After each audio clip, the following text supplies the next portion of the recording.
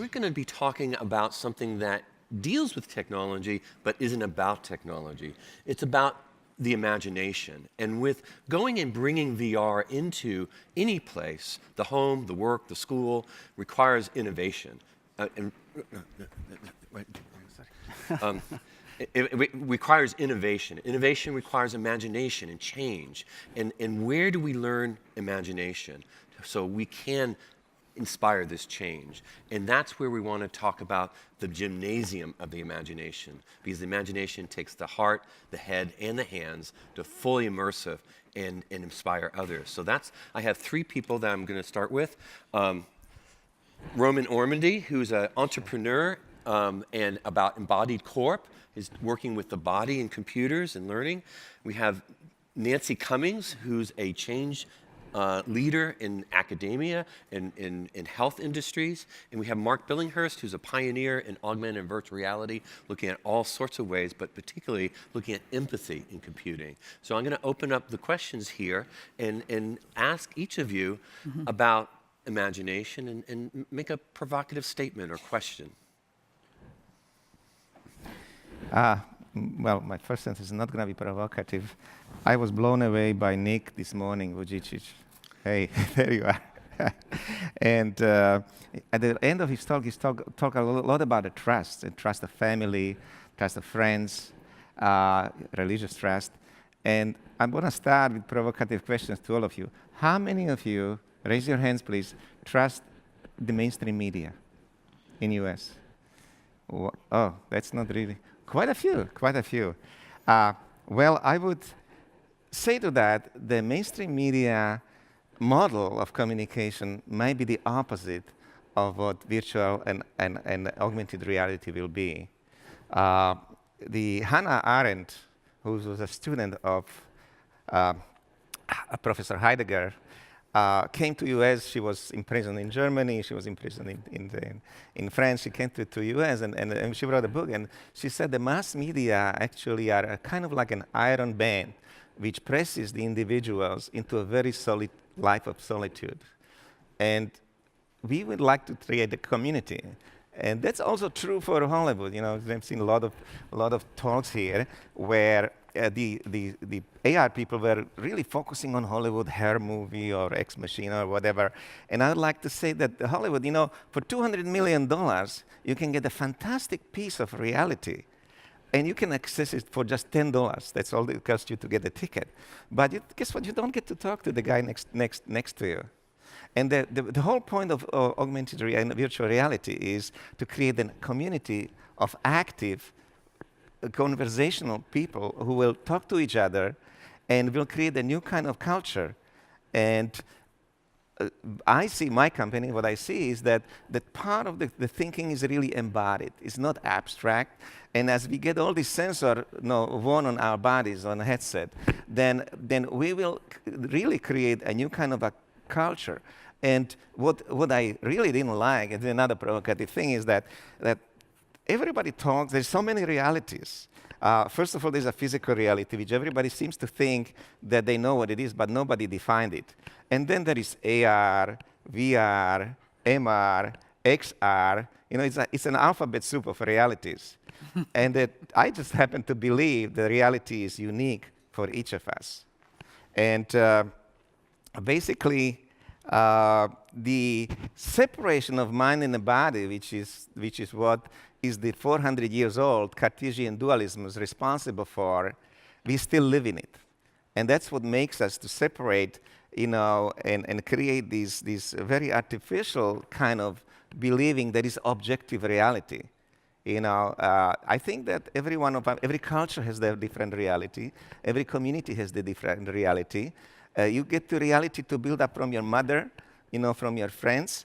And so Mike Abrash, and I think we need to, Mike Abrash is very, very often quoted. He is a chief scientist for Oculus, which is now Facebook.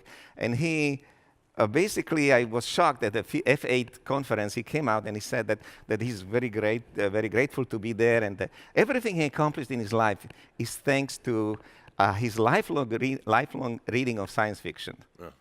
Now, I love Snow Crash. I read it 5 times.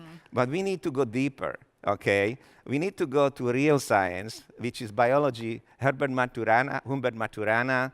I love Professor Walter Freeman, who is a neuroscientist. He recently passed away.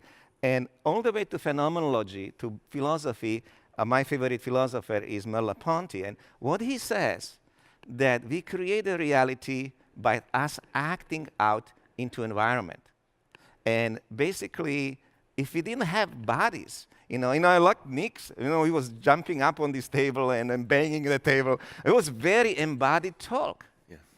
So we should feel that part of our cognition is embodied. Maybe I'm talking already too long. We don't have much time. Yes, it's fascinating. You were going to sign you up for another talk. But Nancy, you are an elite athlete. You train Olympians, and now you're in higher education and being a change maker. This whole embodied learning, cognition, imagination. Where do you stand? Posing a question.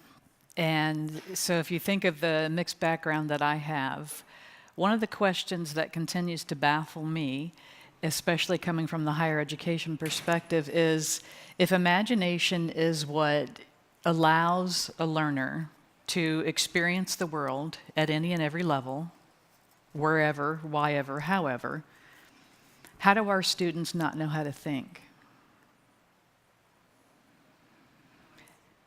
And so I come and pose the question, how do we all work together? There are a lot of us out there who look to you as an industry to help us fill that gap because we have a lot of need.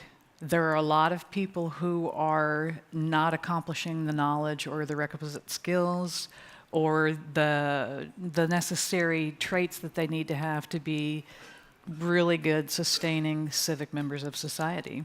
What's interesting about that is an important skill is a creative problem solving. And what's core creative problem solving is ambiguity and frustration. Yes. Yet we design that out to be user easy or ease of use. And it just seems counter to that. And when I receive students, it's like for an original thought, they're looking for me to have the answer. Yes. And are very scared of the unknown kind of. So that's an interesting point. It's me? Great. Yeah. So Mark? I'm old enough that when I was raised as a boy, we didn't have TV in our house. And I remember when I was about 6 years old, we got the first black and white TV. But in those days, we used to go out and play in the backyard, and there's a dirt patch by our house, and we used to take our little toy cars and cut racetracks in the dirt and race the cars and everything. And as I was thinking about the topic, it occurred to me that if you want to develop imagination, so I've seen now my nephews and nieces who sit at home and play Xbox all the time and don't have that same experience of building their own racetracks. And it occurs to me, if you want to develop imagination, you want to give people tools, not finished stories. And then they use those tools to build the stories themselves. And so as a VR community, we should be the tool builders and maybe not the movie producers or the story, producing finished stories. And if you look at some companies that have done great strides in that area, like Tilt Brush, they've got this fantastic artist creation tool.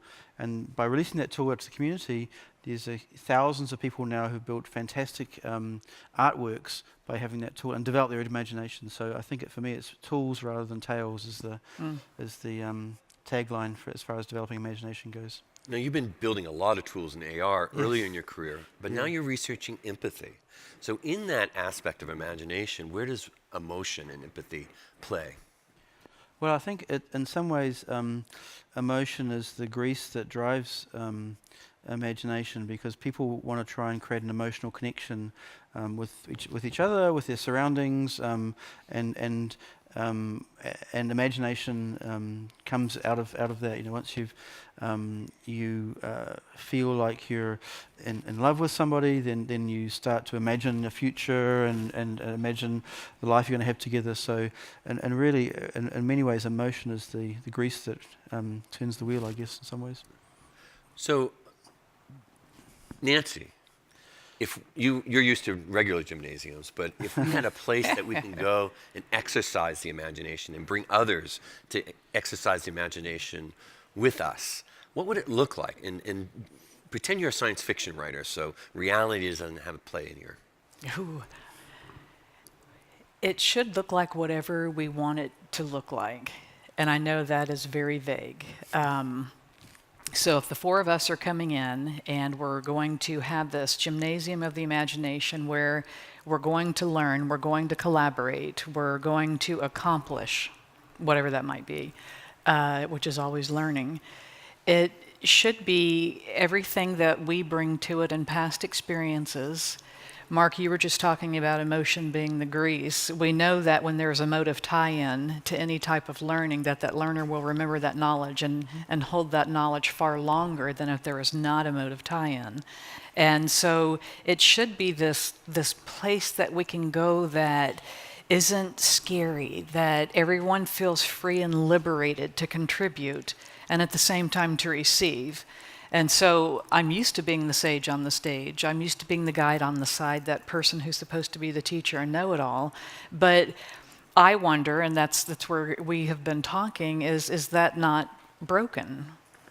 Is the educational system not broken where everyone should be able to come in and contribute and also receive at the same time? So I used to work with Disney from the medical perspective, and one of the shows I covered was the Lion King show. And so I picture the tumble monkeys just jumping on the trampolines, and that's what the gymnasium of the imagination should be, is that we're all just bouncing around and sharing this information and having fun, and you're giving and receiving. And we all are collectively building this scaffolding pyramid, if not to try to give it a shape, but this scaffolding thing of knowledge that swells up with each person who walks into it and contributes. Now, if you had the grant from Them. AWE, from them, to bring in the Gymnasium of the Imagination to a college campus, what would their objections be? Their objections would be a lot. They would be strong. And if there's any, is there anyone else in here from higher ed? Okay. So if you think of your peers, your colleagues, or your administrators, and I'm speaking as a former provost, the fear is going to be a loss of control and the inability to predict outcomes. And so typically what we try to control in that academic environment is the knowledge that we think is being conveyed and expressed. And so part of that fear will be, who now is the learned one? Who is the one who's professing to know and who's sharing all the information? And how do you actually control and assess the fact that learning has occurred? And we see that in accreditation and regulatory issues all over the country right now. Now, do you guys have, I brought these people in from very different perspectives, so I want them to have an opportunity to ask questions of each other, because I think it's going to be very interesting. Do you have any questions for each other? If you don't, I do. I would maybe react to that. I don't understand formal education. I came from Czechoslovakia, so I was not educated in this country. But I do firmly believe that the gymnasium of imagination, I believe the thinking is embodied, not just embrained. It's embodied. You have to have bodies to be thoughtful people. I think it will emerge spontaneously, like a Bitcoin, okay? Nobody in charge of Bitcoin. And it's today, I think it's $2,400 a Bitcoin, all by itself. How did it emerge? People are doing something on their own. And I think the same exact kind of a culture will emerge through AR and VR, the empowerment that all of a sudden we can meet in virtual space, embodied, look in each other into the eye, and create a virtual community is fantastic. One of the interesting questions that popped up is, can you improve or teach imagination? And this is particularly because I design playgrounds. No, not really. What you need to do is invite it and build an environment where it's safe to express it, to share it, to totally engage it and exercise it. And that's the intimidating factor, is that we haven't allowed that permission. What do you guys think about improving or teaching imagination? Oh, go ahead. I think our system right now, and I will talk K through 26, prevents imagination.